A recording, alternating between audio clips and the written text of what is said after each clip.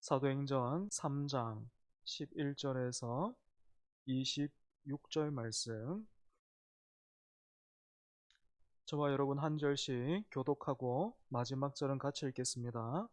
사도행전 3장 11절에서 26절 말씀, 11절 제가 읽겠습니다. 나은 사람이 베드로와 요한을 붙잡으니 모든 백성이 크게 놀라며 달려나가 솔로몬의 행각이라 불리우는 행각에 모이거늘.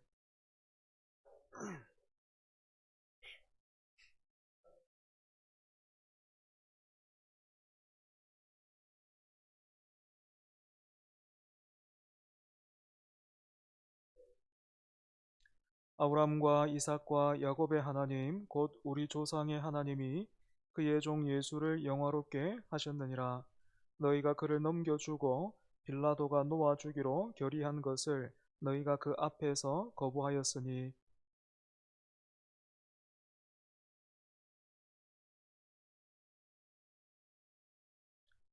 생명의 주를 죽였도다. 그러나 하나님이 죽은 자 가운데에서 그를 살리셨으니 우리가 이 일의 증인이라.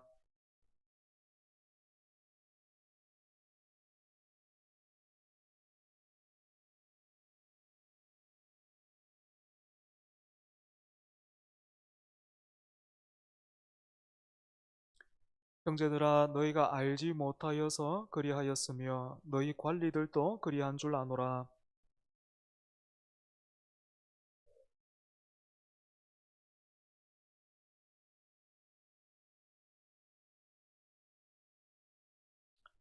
그러므로 너희가 회개하고 돌이켜 너희 죄 없이 함을 받으라. 이같이 하면 새롭게 되는 날이 주 앞으로부터 이를 것이요.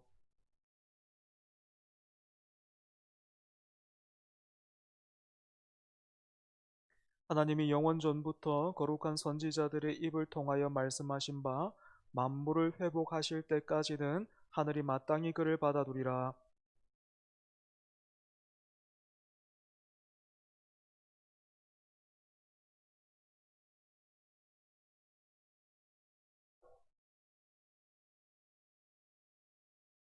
누구든지 그 선지자의 말을 듣지 아니하는 자는 백성 중에서 멸망받으리라 하였고,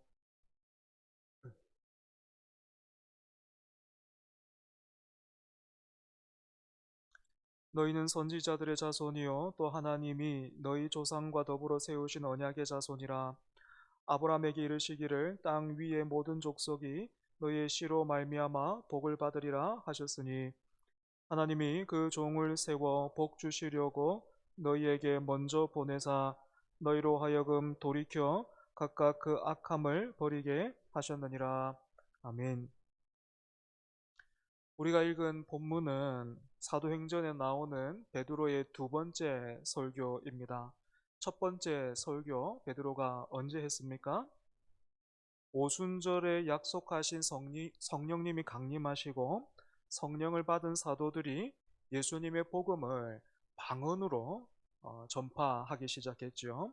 이 일을 듣고 본 사람들은 놀라기도 했고, 또 일부 사람들은 저들이 술에 취했다 그렇게 비난하기도 했습니다. 그때 베드로가 나서서 일어난 일에 대한 설명을 덧붙이면서 첫 번째 설교, 복음을 전했죠.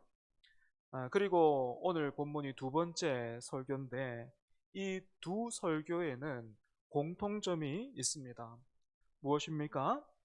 둘 다 표적이라고 부를 수 있는 초월적인 사건과 이 말씀이 이어져 있다라는 것입니다. 사람들은 누구나 기적을 보고 싶어 하지요. 내 눈앞에서 홍해가 갈라지고 병든 사람이 벌떡 일어나는 초자연적인 일을 경험한다면, 야, 정말로 하나님이 살아 계시는구나 하는 생각에 참 우리 신앙생활이 얼마나 역동적이고 또 신이 나겠습니까? 하지만 여러분, 여기에서 우리가 기억해야 할 중요한 영적 원리가 하나 있습니다. 그것은 바로 초월적인 사건 그 자체보다 그 사건에 대한 바른 해석이 훨씬 중요하다라는 사실입니다. 일어난 그 일이 전부가 아니고 그 일을 바르게 보고 분별하고 해석할 수 있어야 한다라는 것이죠. 왜냐하면 아무리 엄청난 기적을 체험했다 하더라도 그 안에 담겨 있는 생명의 진리를 깨닫지를 못한다면 그 기적은 오히려 우리 신앙을 위협하는 독이 될 수 있기 때문입니다. 사도행전 28장에 좋은 예가 있습니다. 사도 바울이 로마로 압송돼 가다가 배가 난파됩니다. 그래서 멜리데라는 섬에 겨우 가게 되는데, 비가 오고 추운 날씨에 사람들이 이렇게 불을 떼기 시작했습니다. 바울도 이제 그 불에 나뭇가지를 한 움큼 잡아서 그 불에 던져 넣는데, 무슨 일이 있었습니까? 그 나무 더미에 독사가 있었죠. 그죠? 그래서 뱀이 튀어나오면서 그 바울의 손을 탁 물어버렸습니다. 이 광경을 본 섬의 원주민들은 이렇게 생각했죠. 저 사람은 살인자가 분명하다. 바다에서는 살았지만 정의의 신이 지금 저 죄인을 저렇게 심판하는 거야. 그렇게 생각했습니다. 그런데 시간이 지나도 바울이 멀쩡한 거죠. 묻는 것도 없고 또 바울이 뭐 이렇게 힘들어하지도 않는 거예요. 죽지 않는 거예요. 그러자 사람들이 또 어떻게 합니까? 이번에는 180도 돌변해서 바울을 보면서 저 사람은 신이다. 그렇게 말하죠. 독사에게 물린 것. 이게 팩트잖아요. 그죠? 독사에게 물렸다. 팩트는 하나인데 해석은 어떻습니까? 금방 살인자라고 했다가 또 금방 신이라고 합니다. 팩트는 있었지만 그들에게는 이 사건을 바르게 볼 기준, 진리가 없었던 것입니다. 그래서 원주민들은 눈에 보이는 대로 판단했고 또 자기들 마음대로 상상하면서 난리를 쳤습니다. 뭐 비슷한 일이 교회 안에도 있었습니다. 제가 청년 시절에 신비주의를 지향하는 모임이 이 교계 전체에 확산되는 그런 일이 있었습니다. 거기에 사람들이 참 많이 몰려들었는데 이유는 단 하나, 기적이 일어난다라는 거예요. 놀라운 일이 일어난다는 거예요. 도대체 무슨 일이 일어납니까? 그렇게 물어봤더니 이런 소문이 들리더라고요. 아말감으로 해놓은 이가 금리발로 바뀌더라. 심지어는 안경테가 금태로 변하더라.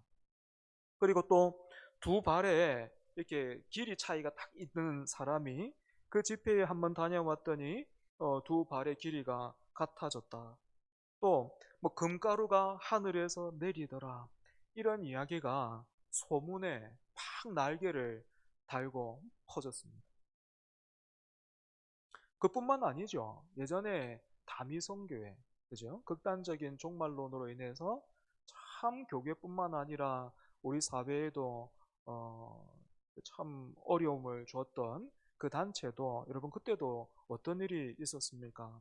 들어보면요 놀라운 일들을 체험했어요. 그 사람은 같이 기도하면 눈앞에 막 날짜가 보였대요.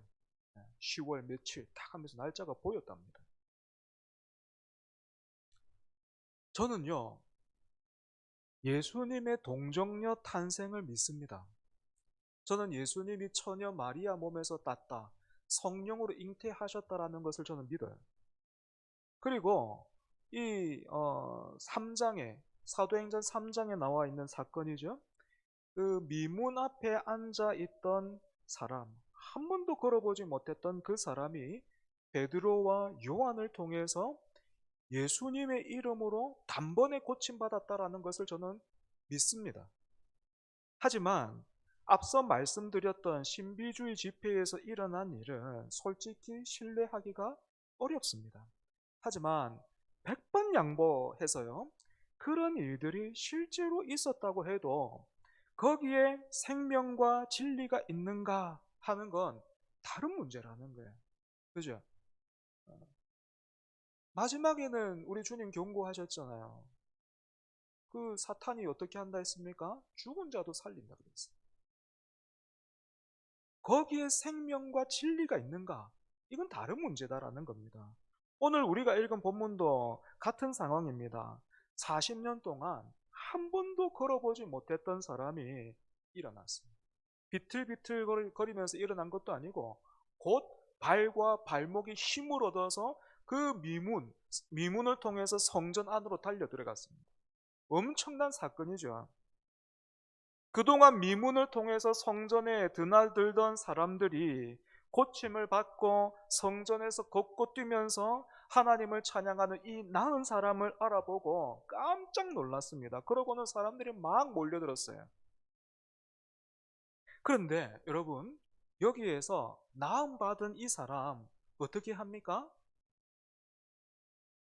베드로와 요한을 딱 붙잡았어요. 베드로와 요한을 붙잡았습니다. 여기서 붙잡다라는 말은 살짝 이렇게 잡았다라는 말이 아니고요. 움켜쥐다, 놓치지 않으려고 꽉 붙들었다, 전신전력으로 매달렸다라는 그런 뜻입니다. 여러분, 다시 한번 상상해 봐요. 태어나서 처음으로 40년 만에 걷게 됐습니다. 얼마나 신났겠습니까? 얼마나 흥분됐을까요?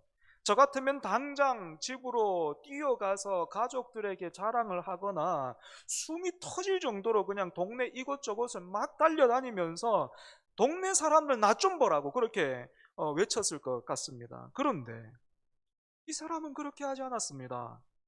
대신에 이 나은 사람은 자기에게 일어난 기적 그 자체보다 기적의 통로가 되었던 베드로와 요한을 꽉 붙들었어요.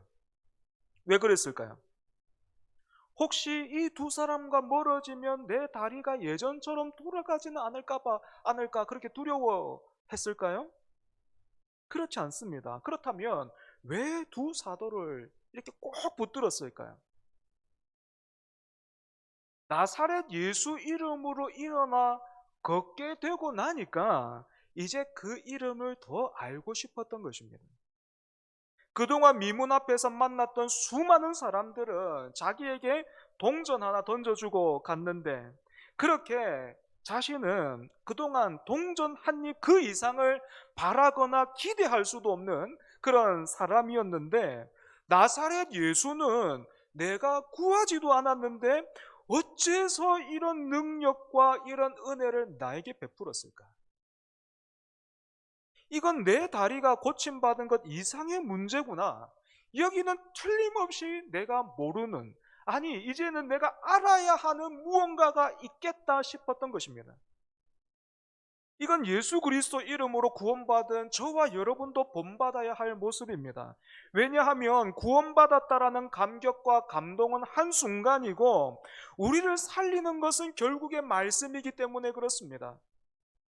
여러분, 고침을 받은 이 사람이 기적을 체험한 뒤에 그 자리를 떠나가지 않고요, 말씀이 있는 자리를 지켰습니다. 이것이 은혜 받은 자의 마땅한 태도입니다. 그런데 이와는 대조적인 사람들이 등장하죠. 바로 솔로몬 행각에 모여들고 있는 군중들입니다. 수많은 사람들이 고침받은 그 사람과 베드로와 요한을 번갈아 가면서 보고 있었을 거예요. 이들의 눈빛은 마치 멜리데 섬의 원주민들이 바울을 한 번은 그 살인자라고 불렀다가 한 번은 신이라고 불렀던 것처럼 경이로움에 가득 차서 베드로와 요한을 뚫어지게 쳐다보고 있었을 겁니다. 또 무슨 일을 할까? 또 어떤 일이 생길까? 여러분, 이런 상황이요, 목회자나 성도 개인에게 더 나아가서 교회가 위험해질 수 있는 그런 순간이죠. 자칫하면 교회가 사람에게 집중하는 어떤 팬미팅 현장으로 변할 수 있는 그런 순간이에요. 실제로 치유사역을 앞세우고 내세웠던 그런 사람이나 그런 단체, 여러분 한번 떠올려 보십시오. 뭐 이제는 고인이 됐지만, 그리고 이단이지만 만민중앙교회 그 이재록 씨 같은 그런 사람, 그죠? 그 교회에 뭐 이렇게 지금도 영상 남아 있는 거 보면 막 휠체어 타고 온 사람이 막 떠덩거리긴 하지만 걷고 막 그렇게 하거든요. 목사라는 직분은 가졌는지 몰라도 실제로는 교주였습니다. 오늘 본문의 시점이나 뭐 지금이나요, 이 시대나요, 사람들은 진리 그 자체에는 관심이 없고 오직 눈앞에 보이는 그 신기한 현상과 능력 있어 보이는 그 사람에게 열광하고 있습니다. 예수님이 오병이어의 표적을 행했을 때도 사람들은 어떻게 반응했습니까? 이 일의 의미나 뜻에는 관심이 없었고요. 떡을 먹고 배부른 사람들은 예수님을 왕으로 추대하려고 했습니다. 너무 고마워서 그랬을까요? 아니요. 야, 우리 계속해서 이렇게 살 수 있겠다. 적어도 먹고 사는 거는 걱정이 없겠어. 저 사람을 왕으로 초대하면 적어도 먹고 사는 건 걱정이 없겠다. 우리 계속 이렇게 한번 살아보자 싶었던 겁니다. 그래서 예수님은 이 표적을 행하신 후에 제자들을 급하게 다른 곳으로 보내셨고 사람들도 흩어버리셨어요. 어쩌면 솔로몬 행각에서 사람들에 둘러싸여 있던 베드로는 그때를 기억했는지도 모릅니다. 그리고 드디어 베드로가 지금 일어난 일에 대해서 첫 번째 설교 때와 마찬가지로 설명하면서 복음을 전하기 시작합니다. 그 첫 번째 마디가 무엇입니까? 12절입니다. 이스라엘 사람들아, 이 일을 왜 놀랍게 여기느냐? 우리 개인의 권능과 경건으로 이 사람을 걷게 한 것처럼 왜 우리를 주목하느냐? 베드로는 사람들의 시선이 자기에게 머무는 것을 단 1초도 허용하지 않았습니다. 대신에 있는 힘과 마음을 다해서 좀 막 자기에게 쏟아지고 있는 그 시선, 스포트라이트를 반사시켜서 진짜 주인공이시죠. 예수님께로 돌렸습니다. 나를 보지 마라, 내가 아니다라는 거예요. 마치 그 세례 요한이 그랬잖아요. 그죠? 내가 아니라고 막 아니라고 내가 아니라고 내 뒤에 오시는 분이시라고 그렇게 외쳤던 것처럼 지금 이 베드로도 나를 보지 마라, 우리를 보지 마라, 내 경건, 내 능력, 내 기도가 아니다. 이 일을 행하신 분은 예수님이시다. 여러분, 오늘 교회의 문제가 무엇입니까? 오늘 저와 여러분의 약점이 무엇입니까? 기적은 좋아하는데 기적의 주인은 잊어버린다라는 거예요. 사실 우리는 이렇게 말하고 싶죠. 나를 봐라. 내 경건, 내 능력, 내 기도가 이런 결과들을 만들어냈다. 그렇게 말하고 싶어요. 능력 있는 목사님, 신령한 사역자 좋아합니다. 그런데 정작 그 능력을 주신 예수님은 뒷전일 때가 얼마나 많습니까? 우리는 자꾸만 사람을 주목해요. 주목을 받으려고 합니다. 물론 교회는 마땅히 영혼을 주목해야 되죠. 하지만 문제는 무엇입니까? 예수님이 계셔야 될 자리에 사람을 두는 게, 그리고 내가 있는 게 그게 문제입니다. 내가 오늘 말씀을 통해서 예배의 자리에서 나를 만지시고 고치시는 예수님을 만났다. 예수님이 오늘 내 아픔과 상처와 연약함을 이렇게 돌아보시고 새롭게 해주셨다라는 고백과 더불어 고침받은 사람이 이 두 사도를 꽉 붙들었던 것처럼 말씀을 붙드는 사람은 점점 사라져가고 있고, 나는 어느 교회에 다닌다, 나는 어느 목사님이 설교하는 그런 교회에 다닌다, 나는 어느 목사님을 좋아한다, 나는 그분의 책을 여러 권 읽었다, 그분의 집회에 몇 번이나 참석했다, 지금도 유튜브로 계속해서 보고 듣고 있다. 여러분, 이게 우리의 자랑이고 신앙을 표현하는 방법이 되어버리고 있단 말이에요. 이런 우리에게 오늘 말씀은, 그리고 또 베드로는 뭐라고 도전하고 있습니까? 눈을 들어 예수님을 보라는 거예요. 귀를 열어 말씀을 받으라는 거예요. 마음을 열어 참빛이신 주님 앞으로 나아가라는 것입니다. 오늘 밤 하나님께서 이 도전에 반응할 수 있는 은혜와 믿음을 우리에게 주시기를 원합니다.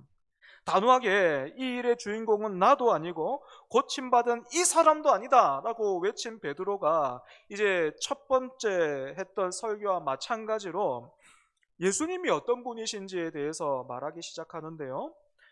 다 다룰 수는 없겠지만 세 가지로 한번 예수님이 어떤 분이신가 정리해 보겠습니다. 첫 번째로, 예수님은 하나님의 종이고 생명의 주이십니다. 여러분, 베드로가 예수님을 어떻게 소개하고 있는지 13절, 본문 13절 한번 보시겠습니까? 13절 보시면 곧바로 예수님에 대해서 말하지 않고 누구를 얘기하고 있습니까? 아브라함과 이삭과 야곱의 하나님입니다. 그죠? 하나님으로부터 시작해요. 아버지 하나님으로부터 시작하고 있습니다. 여러분, 이 순서가 대단히 중요합니다. 먼저 하나님을 알아야 예수님이 보이는 거예요. 베드로가 하나님을 어떻게 부르고 있습니까? 아브라함과 이삭과 야곱의 하나님, 곧 우리 조상의 하나님, 이렇게 말하고 있어요. 여러분, 하나님을 왜 이렇게 불렀을까요? 베드로가 왜 이렇게 말했을까요? 그 프랑스의 수학자였던 파스칼 아시죠? 파스칼이 죽은 후에 그 파스칼이 즐겨 입던 외투 안에 실로 기워놓은 그 포켓이 발견됐습니다. 그래서 그 하인이 그 포켓을 열어보니까 글이 빽빽하게 적혀 있는 양피지가 나왔는데, 거기에 그 파스칼이 8년 전에, 죽기 전에, 이제 8년 전에 회심을 했어요.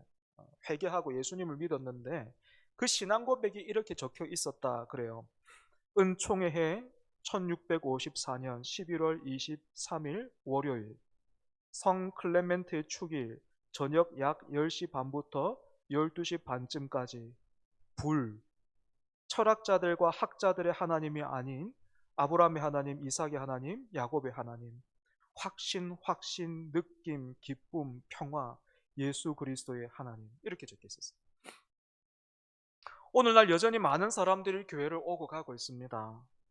하지만 그 중에 대부분은 교회가 말하는 하나님, 목사가 말하는 하나님, 부모가 말하는 하나님, 친구가 말하는 하나님, 그런 하나님을 알 뿐 자기 하나님을 알지 못합니다. 그런데 파스칼은 남의 하나님이 아니고 나의 하나님을 만났던 거죠. 그분은 아브라함의 하나님이요, 이삭의 하나님이요, 야곱의 하나님이자 나의 하나님이었던 것입니다. 베드로도 지금 그 이야기하고 있는 거예요. 우리의 시조인 아브라함부터 지금까지도 우리의 하나님이신 그분이 그의 종 예수를 영화롭게 하셨느니라. 여러분, 여기에서 나오는 종은요, 그저 부리는 하인을 의미하는 것이 아니라 왕이 보낸 신하를 말합니다. 그래서 보냄받은 그곳에서는 왕과 다름없는 신분을 의미하는 거예요. 그런데 하나님이 예수님을 어떻게 하셨다고요? 그의 종을 어떻게 하셨다고요? 영화롭게 하셨다라고 말하고 있습니다. 이 말은 하나님이 예수님을 부활시키셨다라는 뜻입니다. 이처럼 예수님은 하나님을 대신하는 종입니다. 아니, 그분이 하나님이시죠. 따라서 예수님을 대적하는 자는 또한 하나님을 대적하는 게 되는 거예요. 그리고 여러분, 15절을 보면 예수님을 베드로가 또 어떻게 부르고 있습니까? 생명의 주입니다. 생명의 주. 생명을 만드시고 생명을 주시는 창조주라는 뜻입니다. 그런데 이 하나님의 종을, 생명의 주를 사람들이 어떻게 했다고요? 13절에서 15절을 보면요, 넘겨주고 거부했고 죽였다, 이렇게 되어 있습니다. 점층법이라고 하는데 뒤로 갈수록 무거워요. 뒤로 갈수록 죄가 강조되고 있어요. 넘겨주고 거부했고 죽였다. 대신에 누구를 원했습니까? 살리시는 예수님은 죽였고 죽이는 바라바를 요구했습니다. 목이 말라 힘든데 물은 쏟아버리고 독약 달라고 외친 꼴이 된 거예요. 이런 참사가 어디에 있겠습니까? 그런데 너무나도 놀랍게도요, 하나님은 이런 인간의 죄악이 가져온 참사, 이 어리석음에 굴복하지 않으시고 도리어 그 악행을 인류를 구원하는 수단으로 사용하셨습니다. 그리고 이렇게 영화로우신 예수님이 지금 우리와 함께 하시고 여전히 살리기를 원하신다. 이것을 알리기 위해서 하나님의 종이요, 생명의 주이신 하나님이 영화롭게 하신 그 예수께서 이 사람 40년 된 병자를 그 자리에서 일으키셨다. 그리고 너희 앞에 보이시고 계신다. 그렇게 말하고 있는 거예요. 두 번째로 베드로는 예수님을 용서하시고 회복하시는 분이다, 이렇게 전했습니다. 여러분, 베드로의 설교를 듣고 있던 사람들의 마음이 어떻겠습니까? 하나님의 종이요 생명의 주이신 그 예수를 너희가 죽였다. 찔림과 동시에 대단히 두려웠겠죠. 우리가 하나님의 종이고 생명의 주를 죽였다니 이거 큰일 났구나 싶었을 겁니다. 그런데 17절을 보면 이렇게 절망하고 있는 사람들을 향해서 베드로가 어떻게 하고 있습니까? 따뜻하게 형제들아, 이렇게 불러요. 그리고는 너희가 알지 못해서 그렇게 했다 말하고 있습니다. 그런데 여러분, 그렇다고 해서 알지 못했다고 해서 무죄는 아닌 거잖아요. 그죠? 알지 못하고 그렇게 했다고 해서 죄가 사라지는 것은 아닙니다. 알고 지은 죄와 고의로 지은 죄는 응당 그에 합당한 대가를 치러야 한다면, 모르고 지은 죄, 여러분 그 구약 성경에 그거 아십니까? 도피성죄도. 그죠? 모르고 지은 죄는 도피성으로 피할 길이 있다라는 지금 구약의 율법을 베드로가 적용하고 있는 겁니다. 다시 말해, 너희에게 아직 기회가 있다는 거예요. 그 기회를 잡는 방법이 무엇입니까? 19절입니다. 그러므로 너희가 회개하고 돌이켜 너희 죄 없이 함을 받으라. 그냥 두려움에 어쩔 줄을 몰라 하지 말고, 후회만 하지 말고 방향을 바꾸라는 거예요. 회개는 방향을 바꾸는 거잖아요. 하나님을 등지고 세상으로 가던 발걸음을 멈추고 완전히 유턴해서 하나님께로 돌아오는 것, 이것이 회개입니다. 그렇게 하면, 회개하면 주님께서 무엇을 주십니까? 유쾌한 날을 주십니다. 유쾌하다라는 말은 새 힘을 얻는다, 숨을 돌린다라는 뜻입니다. 죄에 눌리고 삶에 지친 영혼이, 내가 하나님의 종을 거부하고 넘겨주고 거부하고 죽였는데 그 짐에 막 눌려가지고 이거 어떻게 해결할 수 있는 그런 길이 없어서 막 답답해서 그 멸망 앞에서 어쩔 줄은 몰라 하고 있었는데, 그럼에도 불구하고 회개하고 주님께로 돌아오면 어떻게 하신다고요? 주님은 정죄하는 대신에 우리 영혼에 성령의 시원한 바람을 불어넣어 주신다는 거예요. 이것이 회복인 것이죠. 세 번째로, 예수님은 첫 언약을 성취하시고 새 언약을 여신 분입니다. 베드로는 이제 설교의 결론으로 가면서 이 모든 일들이 어쩌다가 일어난, 막 우연히 겹쳐가지고 그렇게 일어난 일이 아니라 하나님이 오래전부터 계획하신 일이다라는 것을 선포합니다. 22절을 보면 모세가 말했던 나와 같은 선지자 나오죠. 그리고 25절, 아브라함에게 약속하신 그 자손, 즉 씨에 대한 약속이 다시 언급되고 있습니다. 하나님이 아브라함에게 약속하셨던 씨, 그리고 모세가 말했던 나와 같은 선지자, 모두 누굽니까? 예수님입니다. 예수님을 가리켜 보이고 있어요. 이렇게 예수님을 통해서 구약의 약속이 성취된 것입니다. 그렇다면 예수님이 가져오신 새 언약의 복은 무엇입니까? 26절 마지막 절이죠. 하나님이 그 종을 세워 복 주시려고 너희에게 먼저 보내사 너희로 하여금 돌이켜 각각 그 악함을 버리게 하셨느니라. 하나님이 세우신 종이요 생명의 주인이신 예수님을 믿어 악함을 버리고 돌이켜 구원함을 받는 것, 평생 걸어보지도 못하고 성전에 들어와 보지도 못한 사람이 고침을 받고 하나님을 높이면서 완전히 다른 삶을 시작하게 된 것처럼, 죄와 사망의 종으로 살아가면서 거짓의 아비인 사탄을 닮아가고 따라가던 사람이 하나님의 자녀요 하나님 나라 백성으로서 새롭게 거듭나는 것, 이것이 예수님을 통해 성취된 새 언약의 핵심이 되는 것입니다. 그런데 우리는 자꾸만 하나님 앞에 무엇을 구합니까? 바라바를 구해요. 돈을 주십시오, 성공을 주십시오 합니다. 하지만 하나님은 우리에게 무엇을 주십니까? 예수님을 주시는 거예요. 성령을 주시는 거예요. 왜냐하면 죄에서 돌이켜 거룩하게 되는 것이야말로 우리가 이 땅에서 누릴 수 있는 가장 크고 영원한 복이기 때문에 그렇습니다. 말씀을 정리하겠습니다. 오늘 우리 무엇을 주목하며 살고 있습니까? 저와 여러분 이 땅을 살면서 무엇을 주목하면서 살고 있습니까? 내가 꽉 붙들고 있는 거 뭡니까? 지금 내 두 손으로 막 꽉 붙들고 있는 건 뭡니까? 절대로 내가 이것만큼은 놓을 수 없는 건 뭡니까? 예수님을 통해서, 또 말씀을 통해서 하나님이 약속하신 그 복과 생명을 받아 누리고 있습니까? 목사의 하나님, 교회가 말하는 하나님, 친구가 말해주는 하나님이 아니라 살아계신 나의 하나님을 여러분은 만나고 있고 그분과 교제하고 있고 또 그분의 손길을 느끼고 있습니까? 성령 충만했던 두 사도와 그 두 사도를 꽉 붙들었던 그 나음받은 사람을 여러분 다시 한번 기억하십시오.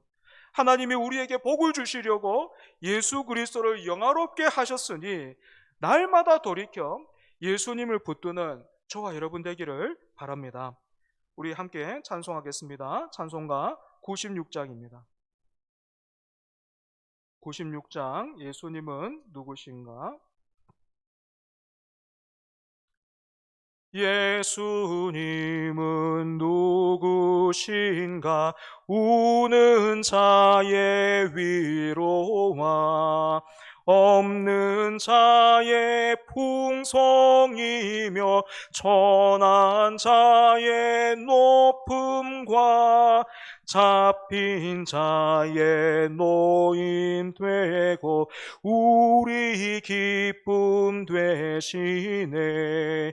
예수님은 누구신가? 약한 자의 강함과 눈먼 자의 빛이시며 병든 자의 고침과 죽은 자의 부활되고 우리 생명 되시네. 예수님은 누구신가? 추한 자의 정함과 죽을 자의 생명이며 죄인들의 중보와 멸망자의 구원되고 우리 평화 되시네. 예수님은 누구신가? 온 교회의 머리와 온 세상의 구주시며 모든 왕의 왕이요 심판하실 주님 되고 우리 영광 되시네. 우리 시간 말씀을 기억하면서 함께 기도하겠습니다. 우리 찬송가 96장 예수님은 누구신가 함께 불렀는데 이 찬송 부를 때마다 제가 제 자신에게 묻는 것 있습니다. 나는 예수님에 대해서 이렇게 풍성한가? 예수님에 대해서 이렇게 풍성히 노래하고 또 고백하고 또 그렇게 찬양할 수 있는가 묻습니다. 그리고 항상 부족하고 부끄러운 제 자신을 봅니다. 예수 그리스도 안에서 풍성하지 않으면, 우리가 예수님을 풍성히 누리지 않으면 어떻게 되겠습니까? 오늘 솔로몬 행각에 모인 사람들처럼 되겠죠. 그죠? 성령으로 충만했던 두 사도와 예수 이름으로 일어나 걷게 된 그 사람, 이 세 사람과 솔로몬 행각에 모여 있었던 그 사람들 다시 한번 잘 비교해 보십시오. 오늘 우리 교회는 어느 쪽에 더 가깝습니까? 오늘 우리 신앙은 어느 쪽에 더 가깝습니까? 저는 그 솔로몬의 행각에 모였던 그 사람에 여전히 가까운 것 같아요. 여러분은 어떠십니까? 만약 저와 같다면 다시 한번 이 베드로의 설교가 오늘 우리에게 주시는 하나님의 말씀인 줄 알고 우리가 기도해야 되겠습니다. 하나님, 헛된 것 주목하지 않고, 참 우리가 혼란스러운 시대에 살고 있는데 눈에 보이고 귀에 들리는 것 그것을 전부로 여기고 사는 것 아니라 그 나음받은 사람의 말씀 꽉 붙들었던 것처럼, 두 사도 꽉 붙들었던 것처럼, 어디 딴 데 가지도 않고요, 두 사도를 딱 붙들고 있었던 것처럼 주여 말씀 붙드는 우리 되게 하여 주옵소서. 목사가 말해주는 하나님 듣고 만족하면 안 됩니다. 교회가 말해주는 하나님 그거 듣고 만족하면 안 돼요. 나의 하나님을 못 만나서요, 예수님에 대해서는 많이 들었는데 그 예수님이 내 주님이 아니라서 사람들이 뭐 간단한 거 이렇게 물어보면 다 어떻게 합니까? 목사를 찾아요. 여러분, 목사가 말해주는 하나님, 그거 자꾸 그것만 들어서는 안 됩니다. 내 하나님 만나야 돼. 내 주님 만나야 돼. 주여, 우리에게 그런 은혜와 그런 믿음과 성령 충만함 허락해 달라고. 그래서 우리가 정말 그 두 사도처럼 내가 아니다, 나의 기도도 아니고 나의 경건도 아니라 예수 그리스도, 살아계신 예수 그리스도가 지금도 우리 가운데서 일하고 계신다, 그렇게 증거할 수 있는 우리 되게 해달라고 이 시간 함께 기도하겠습니다. 아버지 하나님, 감사합니다. 하나님, 솔로몬 행각에서 그렇게 외치고 전했던 베드로의 그 설교가 오늘 우리를 향한 하나님의 말씀임을 주님 깨닫습니다. 하나님, 그 눈앞에 일어난 놀라운 일들을 보고 사람들이 마구 몰려들었습니다. 나음받은 사람은 뛰고 걸으며 찬양하고 있는데, 하나님을 찬양하고 있는데 사람들은 그 모습을 구경했습니다. 이게 무슨 일인가 구경했습니다. 그리고 사람을 주목했습니다. 베드로와 그 요한 두 사도와 나음받은 그 사람 하나님 주목했습니다.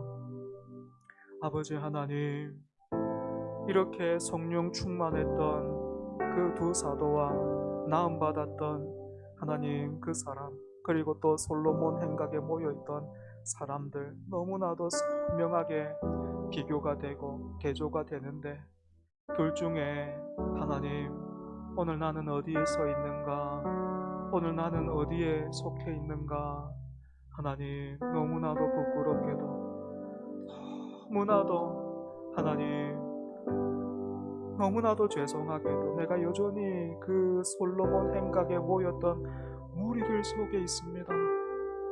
아버지, 설교도 하는데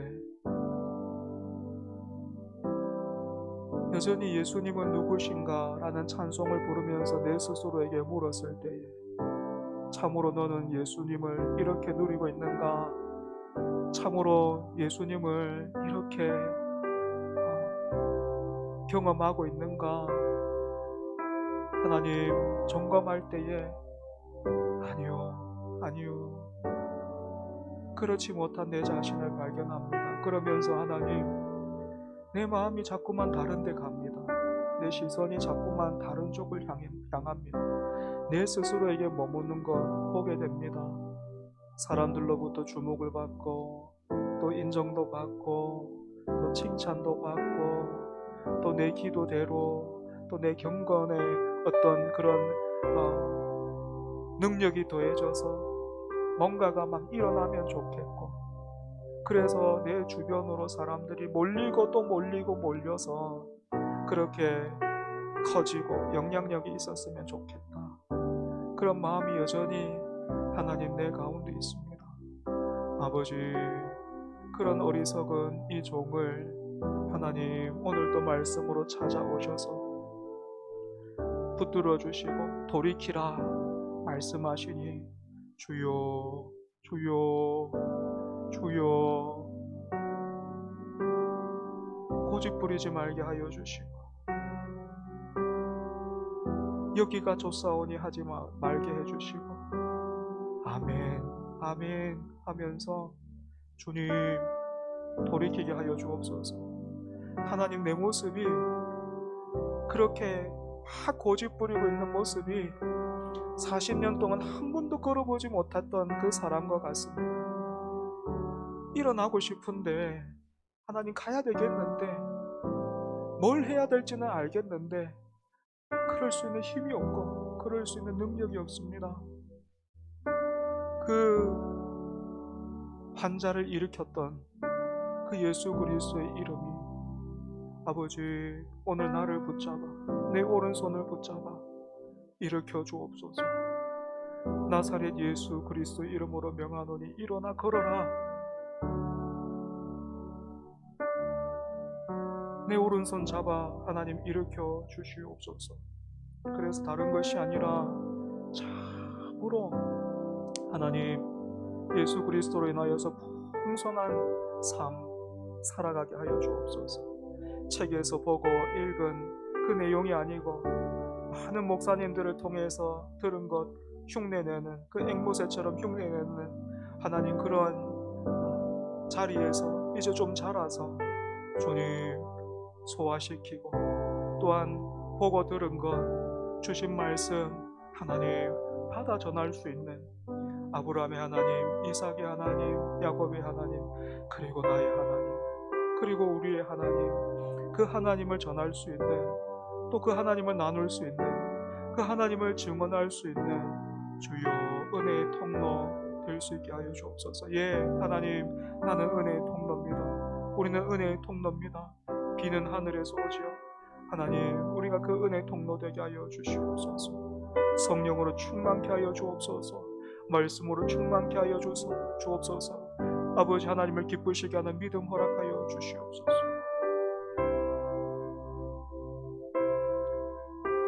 이 시간 한 번 더 교회 기도하겠습니다.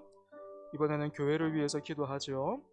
베드로와 요한이 모여드는 사람에게 복음을 전했던 것처럼 우리 교회도 그런 복음의 통로 되게 하여 주옵소서. 종교적인 의무만 채워주는 그런 교회가 아니라 진리의 빛 아래에서 나와 우리의 현실을 분명히 보게 해주고 생명의 빛 되신 주님 앞으로 더 가까이 나가는 우리 되게 하옵소서. 그리고 이제 3월부터 시작되는 초장 모임과 제자 훈련에 큰 은혜 주시고 수고하는 지체들에게 힘과 능력을 더해 달라고, 또한 환우들 그리고 또 시험에 빠진 자들 또 뿐만 아니라 저를 비롯해서 말씀을 전하는 그런 사역자들을 위해서 여러분 함께 기도해 주시기 바랍니다. 이 시간 교회를 위해서 다시 한번 기도하겠습니다.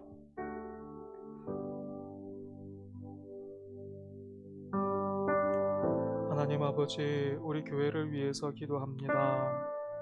우리 초정교회가 정말로 오늘 베드로와 요한 이 두 사도들이 그러했던 것처럼 모여드는 사람들에게 다른 것이 아니라 예수 그리스도 그 생명의 주요 하나님의 종이신 하나님이 영화롭게 하신 그 예수님을 전하고 가리켜 보이고 그렇게 증언했던 것처럼 하나님 우리 교회도 그와 같은 복음의 통로 되게 하여 주시옵소서.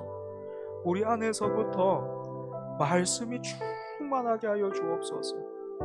하나님, 우리가 그 마음의 금고에 말씀이라는 예치금을 부지런히 채워 넣게 하여 주시옵소서. 많이 부족합니다. 한 절에 그 한 주에 한 절 암송하는 것 그걸로 뭐가 될까 싶지만 하나님 벌써 우리가 5절 그렇게 암송하고 그 말씀 붙들게 되었습니다.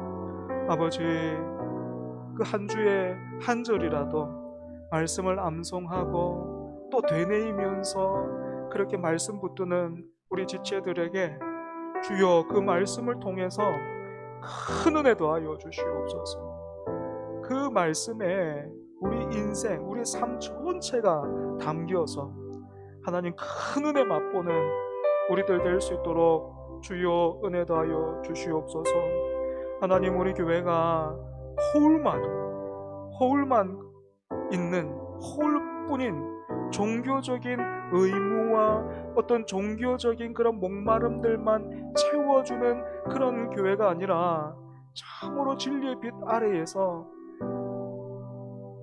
나를 보게 하고 우리의 현실을 분명히 보게 해주셔서 우리의 소망은 생명의 빛 되신 주님밖에는 없음을 하나님 다 같이 깨닫고 우리가 그렇게 예수님 붙들고 예수님께 영광 돌려드리는 하나님 우리 될 수 있도록 주여 은혜 더하여 주시옵소서.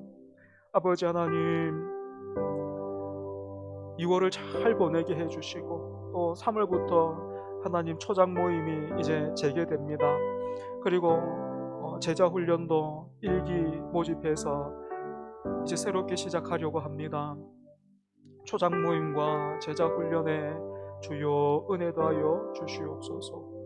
하나님, 그 초장 모임이 사람들을 주목하고 그렇게 내 경건을 보라, 나의 이런저런 것들을 보라, 이거다라고 말하는 것이 아니라 참으로 예수 그리스도를 가리켜 보일 수 있는 하나님, 그러한 모임으로 점점 더 자라날 수 있도록 점점 더 깊어지게 하여 주옵소서.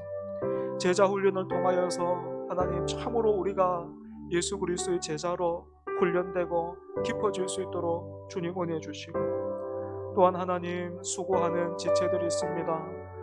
당회원들을 비롯해서, 그리고 또 권사님들, 집사님들, 또 식당에서, 또 찬양대, 찬양단, 또 초장지기, 부초장지기, 또 청소로, 또 각 부장으로, 하나님, 또 교사로 그렇게 곳곳에서 섬기고 있는 그런 지체들이 있습니다. 주님, 은혜 없으면 우리는 하나님 감당할 수 없사오니 주여 감당할 수 있는 은혜 더하여 주옵소서. 주님, 그리고 또 하나님, 환우들이 있습니다. 뜻하지 않은 상황 속에서 주님 회복을 기다리고 있는, 또 하나님의 그 손길을 기다리고 있는, 하나님의 때를, 하나님의 도움을 기다리고 있는 우리 지체들도 있습니다. 주님, 만져주시고 고쳐주시고 회복시켜주시고 일으켜 주옵소서.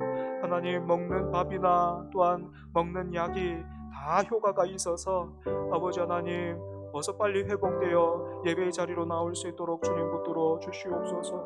또한 시험에 든 자 있습니까? 아버지 하나님, 그 마음 찾아가 주시고, 아버지, 민감할 때 민감하고 둔감할 때 둔감한 우리 될 수 있게 하여 주옵소서. 감사가 회복되게 하여 주옵소서. 하나님, 찬송이 회복되게 하여 주옵소서. 주님, 시험에 든 자들 건져 주옵소서. 아버지 하나님, 또한 타지에 군복무로 그렇게 가 있는 지체들이 있습니다. 주님, 눈동자처럼 지켜 주시옵소서. 어디에 있든지 간에 예배자로 설 수 있게 하여 주옵소서. 우리 한 번만 더 기도하죠. 마지막으로는 가정을 위해서 기도하겠습니다.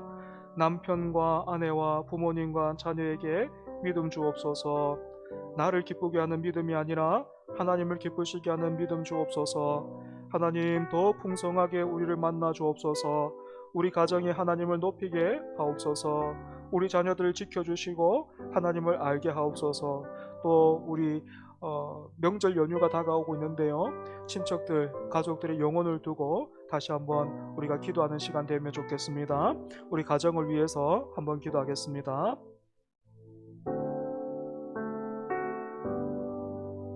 하나님 아버지, 우리 교회에 속한 가정들을 하나님 기억하여 주시고 또한 지켜 주시옵소서. 남편과 아내, 그리고 부모님과 자녀들에게 주여 믿음 주시옵소서. 하나님의 말씀으로 우리에게 가르치신 것 있습니다. 아내는 교회가 그리스도에게 복종하듯이 그렇게 남편을 섬기고, 남편은 그리스도께서 교회를 위하여 자기 자신을 주셨듯이 그와 같이 아내를 사랑하라 하셨습니다. 하나님, 이 말씀에 순종하는 우리 되게 하여 주옵소서. 또한 하나님, 부모는 자녀를 노엽게 하지 말라, 그리고 또 하나님의 말씀으로 교훈하고 책망하라 했습니다. 또한 하나님, 자녀도 부모를 공경하라 하셨습니다. 주여, 우리가 감당해야 하는 그 의무와 책임들 하나님 말씀대로 감당할 수 있는 우리 되게 하여 주시옵소서. 옛 사람의 습관이 여전히 우리 가운데 남아있고, 이 세상의 문화가 여전히 우리에게 익숙해서 하나님의 말씀을 그 기준을 따라 살기보다는 때때로 그렇게 내 성격대로, 또 그 세상의 문화대로 우리가 그렇게 살아갈 때 많습니다. 하지만 하나님, 돌이켜서 그 말씀대로 살아갈 수 있도록 힘을 구하고 은혜를 구하고 순종하는 우리 되게 하여 주시옵소서. 아버지, 가정에 하나님 믿음 주셔서 더 풍성하게 만나 주옵소서. 그래서 하나님을 높이는 가정들 되게 하여 주옵소서. 특별히 우리 자녀들 하나님 지켜 주시옵소서. 눈동자처럼 하나님 지켜 주시옵소서. 참 이 세상이 너무나도 위험합니다. 외적인 위협도 있지만 얼마나 마음을 상하게 하고 또 영혼을 상하게 하는 것들이 얼마나 많은지요. 하나님, 부모된 우리가 다 지켜줄 수가 없습니다. 주여, 하나님께서 지켜주시옵소서. 하나님, 우리 자녀들 주께서 붙들어 주옵소서. 하나님을 알게 하옵소서. 하나님 만나 주옵소서. 주님, 무엇보다도 우리 한 사람 한 사람이 은혜의 통로 될 수 있게 하여 주옵소서. 또한 하나님, 명절 연휴가 시작됩니다. 하나님, 그 가족들 그리고 친척들의 영혼 구원을 두고 기도하는 지체들에게 선을 행하되 낙심하지 않게 하여 주옵소서. 아버지, 주 예수를 믿으라. 그리하면 너와 내 집이 구원을 얻으리라 하셨사오니 그 말씀 붙들고 낙심하지 않고 포기하지 아니하는 우리 되게 하여 주시옵소서.